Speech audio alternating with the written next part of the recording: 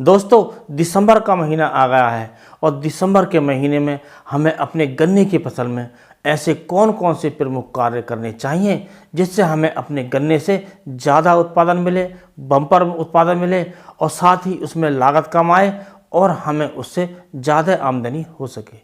इसी पर चर्चा करेंगे और शुरू करने से पहले आपसे अनुरोध करेंगे, यदि आप चैनल पर नए हैं तो चैनल को सब्सक्राइब कर लें और वीडियो को लाइक कर दोस्तों में शेयर करें और बेल आइकन के बटन को ऑल पर सेलेक्ट कर लें। तो दोस्तों, हमें दिसंबर के महीने में सबसे पहला अपने गन्ने की फसल में जो कार्य करना है वो देना है ध्यान सिंचाई पर। यदि हमें 15-20 दिन सिंचाई किए हुए हो गए हैं, 15-20 दिन से हमारे क्षेत्र में बारिश भी नहीं हुई है, तो हमें अपने गन्ने की सिंचाई अवश्य करनी चाहिए। और दोस्तों, दूसरी बात यह है कि जब हमारी गन्ने की फसल दिसंबर के महीने में आ जाती है तो उसमें जो पेडी गन्ना होता है, तो पेडी गन्ना पूर्ण रूप से परिपक्व हो जाता है। उसे हमें हार्वेस्टिंग करके मिलों तक पहुंचाना होता है।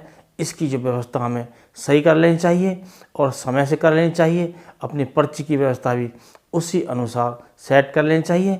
और दोस्तों, तीसरा जो हमें कार्य करना है वो करना है जो हमने गन्ने की फसल सितंबर के लास्ट में बोई थी या अक्टूबर में बोई थी, अर्थात जो शरतकालीन गन्ने की फसल बोई थी, उस पर हमें ध्यान देना है।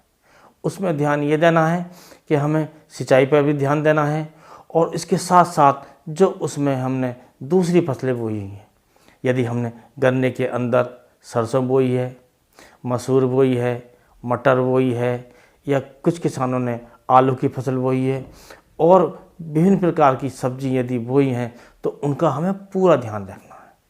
यदि हमने सरसों की फसल बोई है तो उसे ध्यान देना है कि सिंचाई कब करनी है, क्योंकि सरसों की फसल की सिंचाई है वो कम करनी होती है और उसी के अनुसार हमें सिंचाई करनी है। और दोस्तों, यदि आपने आलू की फसल बोई है तो आलू पर ध्यान देकर इस बात पर भी ध्यान देना चाहिए कि उसमें कोई रोग तो नहीं आया हुआ है, क्योंकि आलू में फंगस के रोग आने की संभावना आती है, जिसमें रेड लेट ब्लाइट है, अर्ली ब्लाइट है, इस तरह की जो बीमारियाँ आती हैं उन पर पूरी तरह ध्यान रखना चाहिए।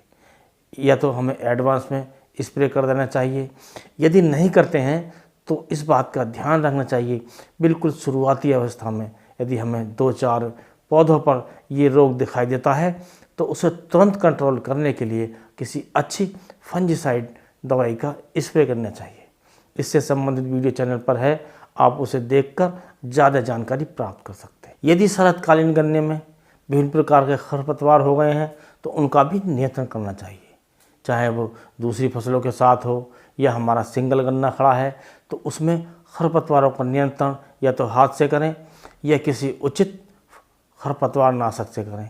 इस बात का ध्यान रखें। यदि उसके अंदर विभिन्न प्रकार की जो फसलें हैं उनका भी ध्यान रखें, क्योंकि हर प्रकार के खरपतवार सभी फसलों में नहीं लगते हैं, उसका विशेष ध्यान रखें। उसी के अनुसार आप दवाओं का स्प्रे करें या फिर निराई गुड़ाई करके खरपतवारों का नियंत्रण कर सकते हैं। और दोस्तों, इसके बाद आप ये ध्यान रखें, जब आपने जो पेडी गन्ना काटा है तो उस समय यदि हमें तीसरी बार गन्ना रखना है तो तीसरी बार गन्ना रखने के लिए हमें थोड़ा आगे पीछे करना पड़ेगा, क्योंकि दोस्तों ये जो दिसंबर का महीना है इस समय हम जो गन्ने की कटाई करते हैं तो इसमें पेड़ी का जो फुटाव है वो कम आता है। और अगला कार्य हमें ये करना है, जो हमें बसंतकालीन गन्ना बोना है, अर्थात फरवरी मार्च में गन्ना बोना है, तो उसकी तैयारी अभी से करनी चाहिए।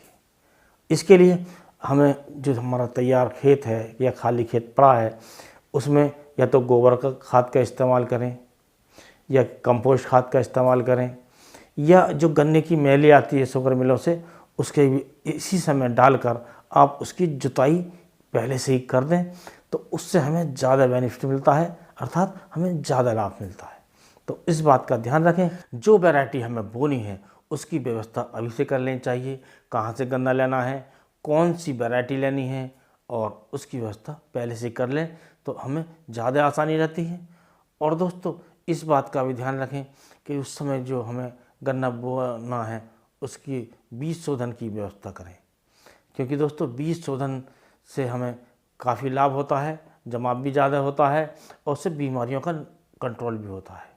और दोस्तों एक बात का और ध्यान कर लें, जो गन्ना हमें बसंतकालीन बोना है, क्योंकि हमारे पास अभी 2-3 महीने हैं, इस समय हम यदि मिट्टी की जांच करा लेते हैं तो ज़्यादा लाभकारी रहता है।